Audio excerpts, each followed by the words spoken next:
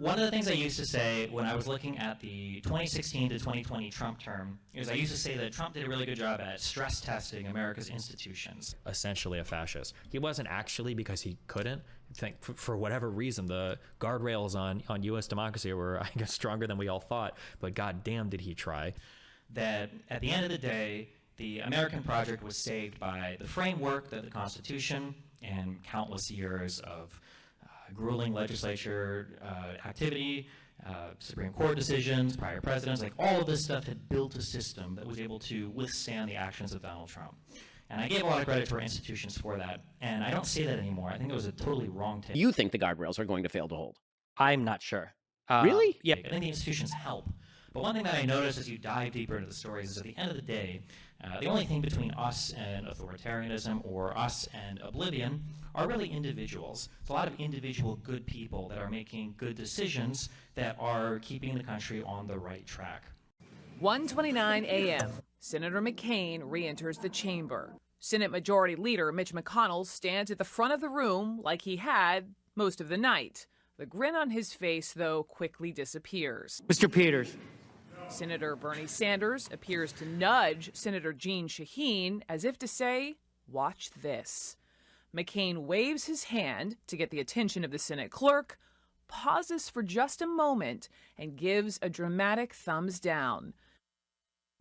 I think that when we look at the events of history or the events before us, even if we don't consciously feel this way, intuitively, we have this incorrect notion that history is inevitable, that things that happened would have always happened, and things that will happen are going to happen regardless. And nothing can be further from the truth. If it wasn't for your vote, we would not have Joe Biden in the White House.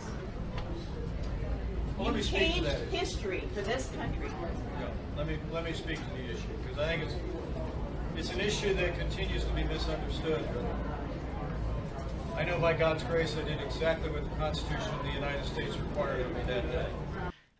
Whether it's you guys doing things to take action in local communities, whether it's you guys participating in events like this, whether it's retweeting my epic tweets and spreading the word, fundraising for political projects you feel passionately about, or even being maybe that little bit of extra social pressure in your own life to change the mind of a friend or family member in terms of how they vote. There are all of these little actions that every individual can take to change what is not an inevitable destination for history. The books are open before us, and I think that seeing you guys participate in projects like this, and seeing you guys do everything you can do at the individual level, slowly builds towards hopefully a better America that represents where we came from and has a good idea in mind of where we should be going. So thanks a lot for you guys coming out. I really appreciate all the help and the volunteers and everything else. I reiterate everything that was said before. These events are running unbelievably smoothly now as a result of all the help of the volunteers and because you guys are doing such a great job at participating and everything else. So yeah. One of the things I really want to ask you guys when I see you come out here is there's this really sick shotgun mic, okay, by Sennheiser. It's an MK8060. I'm just curious if you guys think it's a good mic to no, I'm just kidding. Okay.